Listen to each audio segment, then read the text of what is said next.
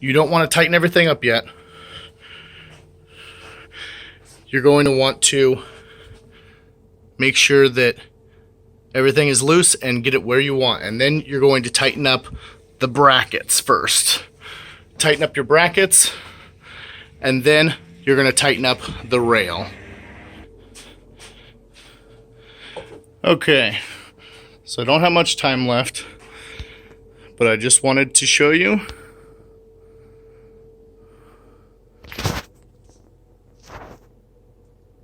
how they look. Let's see.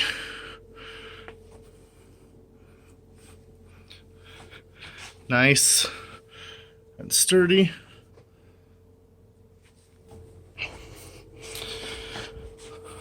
And the last thing, real quick, before my phone decides that it's too much storage, is on the driver front side, there's going to be a different bracket. You're going to have a support brace right here.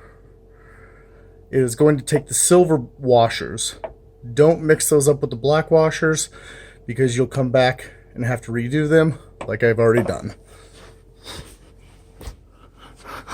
But as you can see, IBLF, that's a separate bracket. And then you have IBLF SB, which is the support bracket. So as you can see, the bracket is actually different. It doesn't go up higher. It allows for the space, so you put one bolt in, and that is a threaded bolt. Then you put the support bracket in, and then these are the nuts and washers that you use to attach to the bolts. They are nylon, so you're going to spend a little bit of time threading those on. And using a deep socket will be fine. I like my hole through sockets. They work really good. But again, that is the installation for the iBoard running boards. I want to give a shout out to iBoard for giving me this opportunity to do this tutorial. Thank you guys. Thanks for watching.